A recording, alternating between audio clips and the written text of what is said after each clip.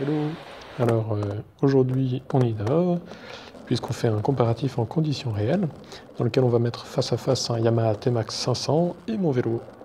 Mon vélo donc un vélo de course en cadre acier assemblé à partir de pièces trouvées sur Le Bon Coin, Troc Vélo en majorité.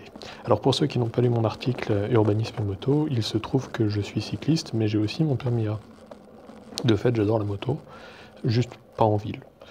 Le plaisir de la moto, je ne le trouve pas à faire de l'interfile en ligne droite entre les feux rouges et à zigzaguer au milieu des turbos mazout. Comme je le dis tout le temps, en ville, rien ne vaut mon vélo. Alors aujourd'hui, on met cette affirmation en jeu et on fait un test dans des conditions ambitieuses puisqu'on compare un vélo avec le maxi scooter qui collecte 50% de part de marché des scooters gros cubes depuis son apparition en 2001, à savoir le fameux Yamaha T-Max, ici un année modèle 2010. Et c'est parti pour ce test. Voilà le T-Max qui s'introduit en grillant le feu rouge de Red Choiseul et s'élance avec autorité dans la voie de bus. Alors on apprécie la réponse quasi immédiate à l'accélérateur du T-Max qui freine déjà en arrivant au feu rouge de la rue Richelieu. Je passerai le coup d'accélérer.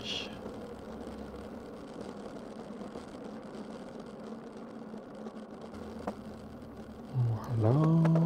Et c'est reparti, on peut réveiller les 43,5 chevaux et les riverains, il suffit d'essorer la poignée. Le contrôle de traction réfléchit à votre place et on freine à nouveau en arrivant au feu rouge rue Vivienne. Le feu est vert, le vélo était sur le point de reprendre l'avantage, alors plein gaz pour semer le concurrent et faire la différence pour ce test comparatif. Et on freine à nouveau en arrivant au feu rue Notre-Dame de Victoire. On a une tentative de dépassement du vélo feu vert, esquivé d'un coup de poignet tout en souplesse, pas mal du tout. On retrouve cette ouverture des gaz quasi instantanée, qui est un petit peu la signature mécanique du T-Max, il faut le dire. Et un nouveau freinage et un arrêt tout en précision, grâce aux étriers 4 pistons, en arrivant à l'angle de l'arrivée Montmartre. Le vélo parfaitement synchronisé reprend l'avantage un bref instant. Décidé à retrouver sa position en haut de la chaîne alimentaire, le T-Max met un grand coup d'accélérateur, esquive habilement par la droite une Vespa qui traînait par là. Une manœuvre qui nous permet du coup d'évaluer l'agilité du cadre en aluminium coulé sous pression. C'est vrai que pour le test de la partie cycle, Paris manque un petit peu de petites routes viroleuses. Pendant ce temps-là, le cycliste réalise une belle manœuvre à la speed derrière un taxi. Il profite de son poids plume de 12 kg pour esquiver ce Uber qui avait pas l'air de savoir ce qu'il faisait. Ouais, très audacieux. On se maintient à l'auteur du T-Max qui est ici à gauche. Ah, mais voilà que l'horizon se dégage pour le T-Max qui peut du coup accélérer et semer le vélo, qui est bien à la peine sur les irrégularités de la chaussée, qui ne sont pas du tout filtrées par son absence totale de suspension. Et on essaie de profiter du maximum du rendement de cette montre de pneus vélo en cheval bleu Durano Plus pour rejoindre le T-Max qui est immobilisé au feu rouge de la rue Saint-Denis. Bonjour la portière. Attention. Ouh, il a presque dû poser le pied, notre ami cycliste. C'est reparti. Allez, le T-Max accélère un petit coup. Mais grâce à l'ABS, on peut s'arrêter là aussi avec beaucoup de précision en arrivant au feu rouge rue de Palestro.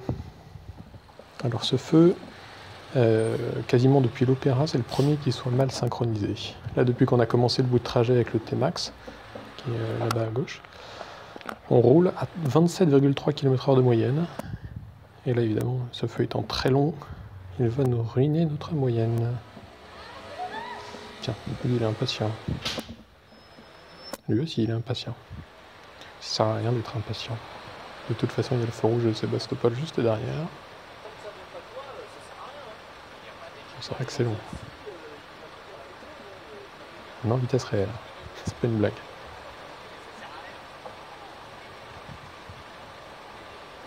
Allez, tenez-vous prêts. Et c'est reparti pour le dernier tronçon de cet essai comparatif. Alors là, le T-Max peut envoyer la purée, la CVT le place immédiatement à 6500 tours pour aller délivrer les 46 Nm de couple. Il atteint rapidement, je sais pas, un bon 70. Il a franchi Sébastopol et Saint-Martin dans un souffle, il part vers l'horizon. Alors cette génération de 2010 du T-Max n'était pas encore équipée de l'accélérateur électronique de type Radway, mais on retrouve déjà cette connexion quasi directe entre la poignée d'accélérateur et la roue arrière. Ça, le T-Max, c'est vraiment du bonheur motorisé. Allez, bicylindre, double hors-de-cam en tête, 8 soupapes. Et pendant ce temps-là, le vélo avec ses deux jambes progresse assez placidement. Il profite de la souplesse de son cadre acier. On reste en dehors de la zone de débattement des portières. Et nous arrivons vers la fin de ce comparatif. Il semblerait bien que le T-Max ait semé son concurrent de manière pérenne et définitive. On remonte jusqu'au feu rouge puisque on a une file continue immobile jusqu'au sas cyclable. Oh, qui est là dans le sas? Regardez son portable. Moi, ça valait le coup d'aller si vite. Même moi, j'ai dû poser le pied, j'aurais pu y aller plus lentement. Allez, voilà. Nous franchissons simultanément la ligne d'arrivée qui était donc la rue du Temple pour continuer nos chemins. Et c'est maintenant le moment de faire le bilan de ce test. Alors pour faire le bilan de ce comparatif, eh ben, on va les mettre côte à côte. T-Max à gauche, vélo à droite.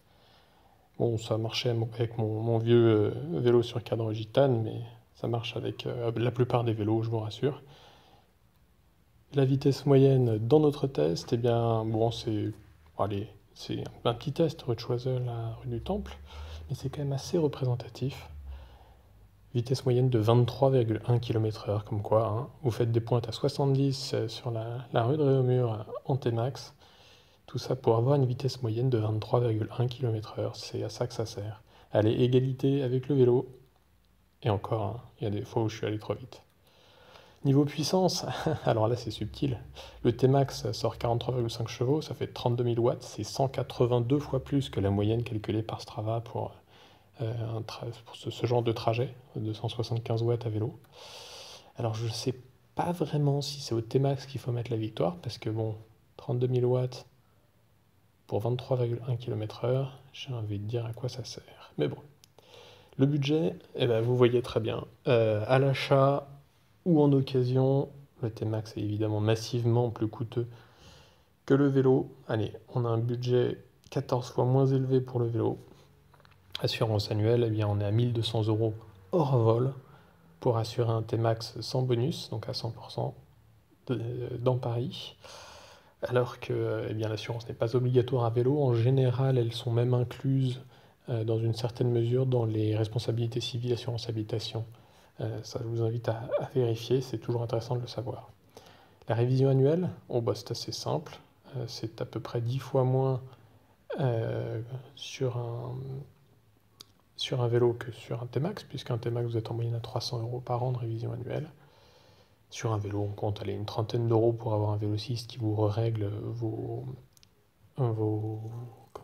freins, votre dérailleur. Bon, on est hors pièce hein, dans les deux cas, évidemment. À part l'huile pour le T-Max qui est inclus dans les 300 €. Donc le budget annuel est quand même 50 fois moins élevé sur le vélo que sur le T-Max. Pas mal. Consommation, vous brûlez 6 litres pour parcourir 100 km avec le T-Max. À vélo, vous brûlez vos calories et c'est tout. Vous ne dépendez absolument pas de la géopolitique saoudienne. Et ça, c'est un sentiment de liberté assez indépassable. Allez, victoire pour le vélo niveau budget. On passe à l'encombrement. Pas vraiment un sujet, avec 208 kg, 2,20 m de long, 77 cm de large. Il est compact, hein, le T-Max. Mais bon, quand vous le comparez à 12 kg, 1,70 m de long et 42 cm de large, évidemment, le vélo est vainqueur en termes d'encombrement. En termes de confort, j'avoue, là, le T-Max reprend l'avantage. Il a une selle large et double avec les dossrets. Il a une bulle saut de vent. Alors que bon, j'ai une espèce de selle ultra dure. Alors il y aurait des variantes possibles, hein, mais c'est plus tout à fait la même fonction ni le même esprit. On peut pas faire de duo sur mon vélo. Il y en a où on peut. Mais bon, j'ai vu peu de gens rouler en tandem dans Paris. Et puis, bon, les éléments de confort, c'est globalement pas trop inclus. Avantage de T-Max. La polyvalence, eh bien la polyvalence, c'est difficile à départager.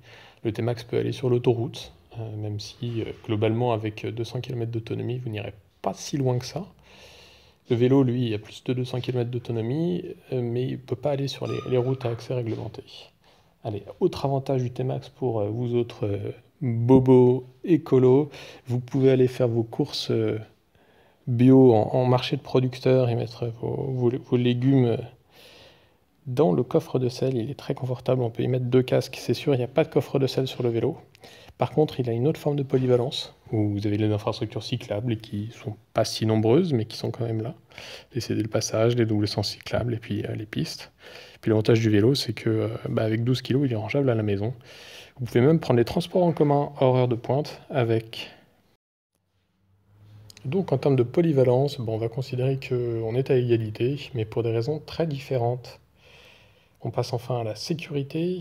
Eh bien, avec 18 conducteurs de 2 roues motorisés tués à Paris en 2015, pour seulement 3% de part modale, c'est difficile à défendre face aux 3 cyclistes tués pour également 3% de part modale. On ne s'en rend pas compte, mais en fait, il y a autant de trajets cyclistes que de trajets de 2 roues motorisés dans Paris. Et pourtant, il y a beaucoup moins de cyclistes tués. Avantage au vélo. On finit avec les éventuelles externalités négatives. Alors je dis éventuelles, à vélo, il n'y en a pas trop. Pas de dangerosité pour les tiers, pas de bruit, pas de pollution. Le point au vélo. Alors bon, évidemment, on pourrait argumenter assez longtemps, trouver des éléments pour l'un, pour l'autre. On va dire qu'il n'y a pas de gagnant dans ce petit test. Allez, bonne route.